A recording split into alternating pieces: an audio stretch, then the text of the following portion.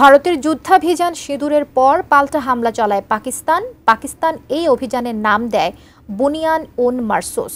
পাকিস্তানের পাল্টা এই হামলায় ভারতের সীমান্তবর্তী এলাকায় 10,000-এরও বেশি ঘরবাড়ি ধ্বংস হয়েছে, ফলে বহু মানুষ হয়েছে বাড়ি ছাড়া।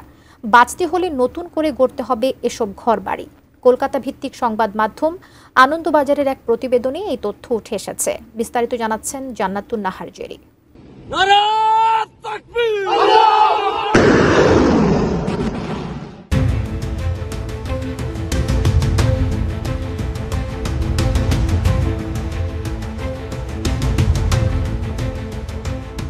জম্মু কাশ্মীর নিয়ন্ত্রণ রেখায় অপারেশন সিঁদুরের প্রতিক্রিয়ায় পাকিস্তান পাল্টা হামলা চালিয়েছিল। ওই হামলার পর সীমান্ত এলাকায় ক্ষয়ক্ষতির ছাপ খুব স্পষ্টভাবে দেখা যায়। ব্যাপক গোলাগুলিতে কিছুই অবশিষ্ট নেই নিয়ন্ত্রণ রেখায় অবস্থিত গ্রামগুলিতে। ভারতের সীমান্ত এলাকায় ধ্বংস হয়ে গেছে 10,000-এরও বেশি ঘরবাড়ি, ঘর ছাড়া হয়েছেন অসংখ্য পরিবার। 19 মে কলকাতা ভিত্তিক সংবাদ মাধ্যম আনন্দবাজারের এক প্রতিবেদনে এই তথ্য জানানো হয়েছে। পাকিস্তানি হামলায় প্রকৃত নিয়ন্ত্রণ রেখা বরাবর বিধ্বস্ত হয়েছে শত শত গ্রাম। গত কয়েকদিন ধরে স্থানীয় রাজনৈতিক নেতারা এইসব এলাকা ঘুরে দেখেছেন সেই ধ্বংসাবশেষ। RICL TMX, যুগের পর যুগ স্থাপনা থাকে মজবুত। প্রতিবেদনে বলা হয়, ভারত সীমান্তবর্তী পুঞ্চ, কুপওয়ারা, বারামুলা এবং রাজৌরির গ্রামগুলো সবচেয়ে বেশি ক্ষতিগ্রস্ত হয়েছে। তার মধ্যে সবথেকে শোচনীয় অবস্থা জম্মুর পুঞ্চ জেলার। পাকিস্তানি হামলায় যে 22 জন সাধারণ মানুষ নিহত হয়েছেন, তাদের মধ্যে 14 জন এই পুঞ্চের।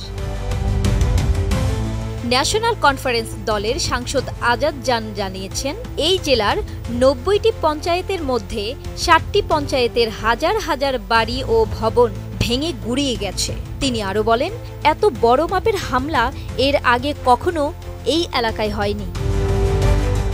স্র্যাপনেলে চারপাশের বাড়িরও বিপুল ক্ষতি হয়েছে।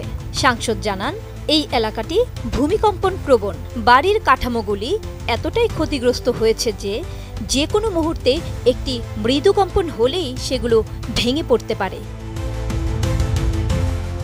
কেন্দ্র এবং এই কেন্দ্রশাসিত অঞ্চলের প্রশাসনিক কর্তাদের কাছে তার আর্জি, বাড়িঘর পুনর্নির্মাণের জন্য ক্ষতিপূরণ দেওয়া হোক, কারণ অদূর ভবিষ্যতে একটি ভূমিকম্প হলেই ভয়ঙ্কর বিপদে পড়বেন এলাকাবাসী।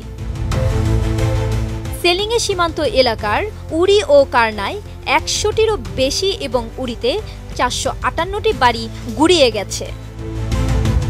টাংদার গ্রামের এক বাসিন্দা জাহিদ রাশিদন জানান, সেলিংয়ের ফলে বাড়িঘর গুড়িয়ে গেছে।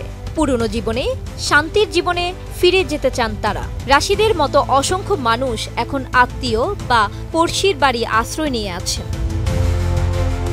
জান্নাতুন Nahar Jerry, desk report, ATN news.